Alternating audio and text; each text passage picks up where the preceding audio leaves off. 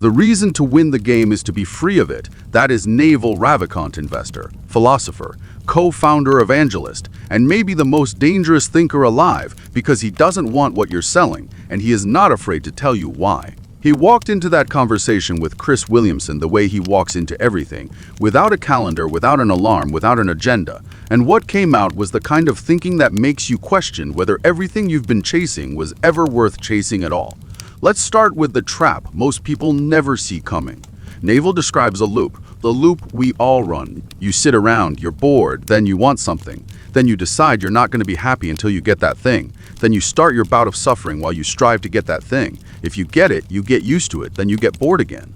Sound familiar? That is not a personal failure. That is the human operating system version 29, unpatched, unreformed, running on hardware designed for Savannah survival, not Silicon Valley.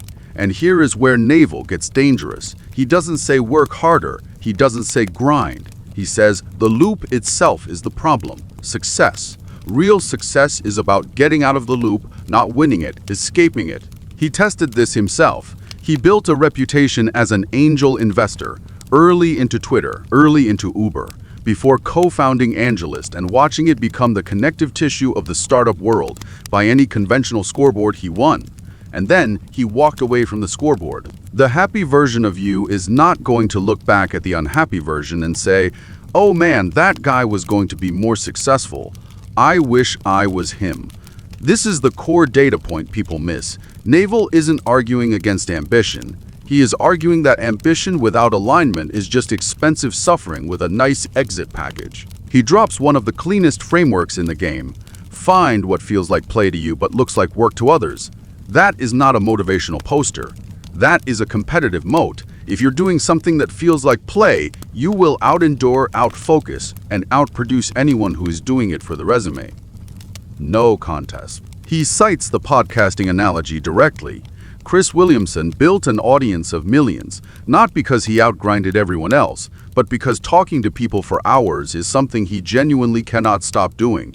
That is not discipline. That is alignment, and alignment at scale is unbeatable. Now, let's get into the wealth versus status distinction, because Naval draws a line here that most people spend their entire careers stepping over. Status is zero-sum. Wealth is not in hunter-gatherer society. There was no stored wealth. The only game in town was status. High status meant you ate first. Low status meant you didn't. That programming is still running in your brain 400,000 years later, every time you check your follower count. But wealth creation, that is a different engine entirely. Naval points out that we are all collectively orders of magnitude richer than our ancestors. That doesn't happen in a zero-sum game. That only happens when people create things that didn't exist before. Show me where you can exchange your status at the bank. The trap is that once people get rich, they want status. Once they have status, they realize it is hollow, and they go looking for something real, usually too late. Naval's prescription: play the wealth creation game first. Then, if fame comes, let it come as a byproduct. Not as the goal, never as the goal. He talks about earned fame versus hollow fame. The Buddhas, the Jesuses, the Muhammads of history, they weren't famous for being famous.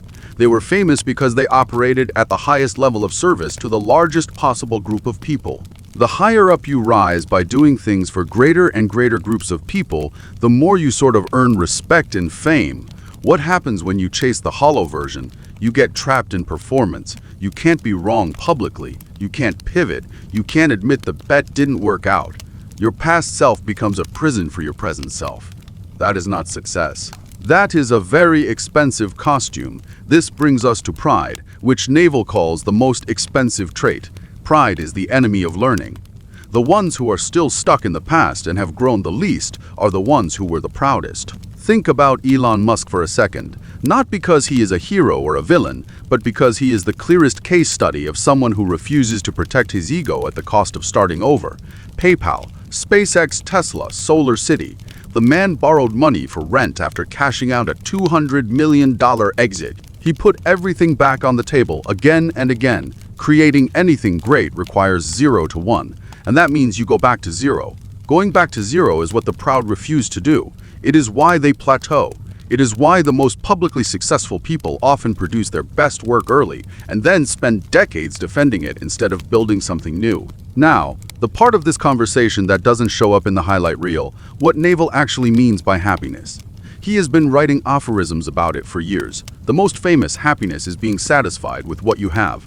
Success comes from dissatisfaction, and he is the first one to admit he is not sure that is true anymore. I don't even think in terms of happiness or unhappiness anymore. I just kind of do my thing. That is the evolution of the framework. He doesn't chase peace. Peace is the default state when you stop manufacturing suffering. The practical version, any moment when you're not having a good time, you're not doing anyone any favors, not a feel-good line, an optimization argument. An anxious founder makes worse decisions. A stressed investor misreads signals. A burned-out creator produces content nobody cares about. Calm is a competitive advantage. Presence is a competitive advantage. His own protocol, no calendar, no alarm. He operates on text messages and gut instinct. Inspiration is perishable. He acts on it the moment it arrives. If I'm inspired to write something, I write it right then. The moment the curiosity arrives, I go learn that thing immediately. That is not laziness. That is ruthless prioritization. He has cleared the inbox of his attention so that when the signal comes, nothing blocks it. Here is the final frame, the one that ties it all together.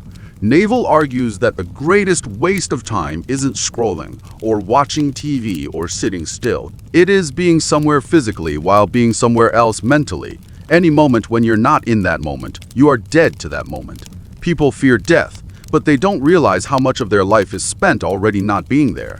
The man who escaped the game didn't do it by quitting. He did it by playing so completely, understanding the rules so deeply, that the game no longer had anything to offer him. He couldn't generate himself. Productize yourself. Figure out what you naturally do that the world might want. Scale it up, and it'll eventually be effortless for you.